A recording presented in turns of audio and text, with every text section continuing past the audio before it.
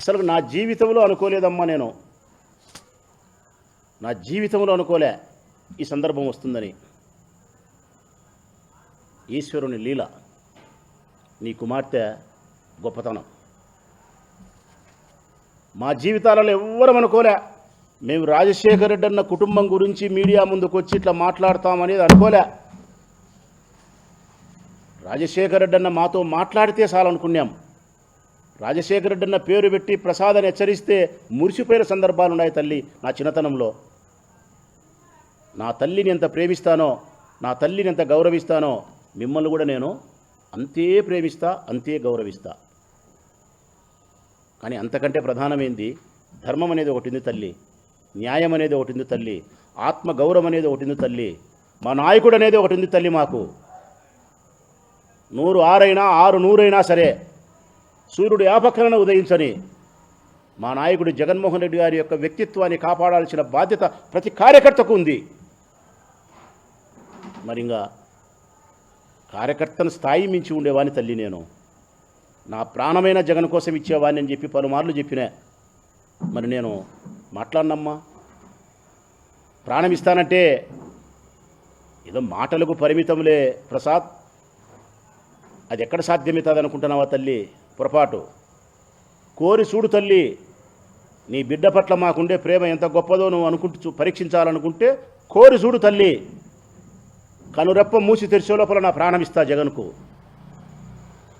మరి మేము మాట్లాడమమ్మా, ఎందుకు మాట్లాడడం తల్లి? సమస్యకే వస్తా, మీరు చెప్పిన సమస్యకే వస్తా. మీరు ఏం చెప్పినారనే దాని గురించే మాట్లాడతా నేను. ఆస్తుల పంపకం జరగలేదమ్మా. 2009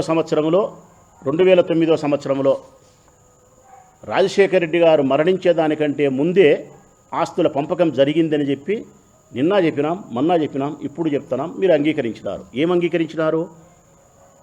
ఏమైతే షర్మిలమ్మ గారికి రాజశేఖర రెడ్డి గారు ఆస్తులు రిజిస్టర్ చేయించినారో అవి ఇచ్చినట్టు అంగీకరించినారు మీ ప్రకటనలో. కాకపోతే పంపకం కాదు అన్నారు. ఇది ప్రజల్ని అడుగుతా ఉన్నా, నేను ప్రజల్ని అడుగుతా ఉన్నా. బంజారా హిల్స్ రోడ్ నెంబర్ 2లో ఉండే ఇల్లు ఇచ్చినాడంటే అంగీకరించింది విజయమ్మ గారు. ఇడుపులపాయలో 51 ఎకరా ఇచ్చినారంటే అంగీకరించింది. 15 మెగావాట్ల SRS hydro project, small hydro project ఇచ్చినారంటే అంగీకరించింది. స్వస్తిక్ హైడ్రో పవర్ ప్రాజెక్టులో 22.5 మెగావాట్లు ఇచ్చినారంటే అంగీకరించింది. విజయవాడ యువరాజ్ సినిమా థియేటర్లో 35% అంటే ఆ తల్లి అంగీకరించింది. పులివెందులలో 7 ఎకరాల 60 సెంట్లు విలువైన స్థలం ఇచ్చినారంటే అంగీకరించింది. Vijayalakshmi mineral and trading company 100% ఇచ్చినారంటే అంగీకరించింది. కోడూరులో ఉండే రాజారెడ్డి గారి ఆఫీస్ ఏమైతే ఇల్లు ఉన్నాదో అది ఆమెకే ఇచ్చినారంటే అంగీకరించింది. కోడూరు దగ్గర శెట్టిగుంట దగ్గర 90 ఎకరాల వ్యవసాయ భూమిని ఇచ్చినారంటే అంగీకరించింది. కానీ పంపకం కాదంట విజయమ్మ గారు చెప్పేది. ఇది పంపకం కాదు అంటుంది. మరి పంపకం కాకపోతే ఏంది తల్లి?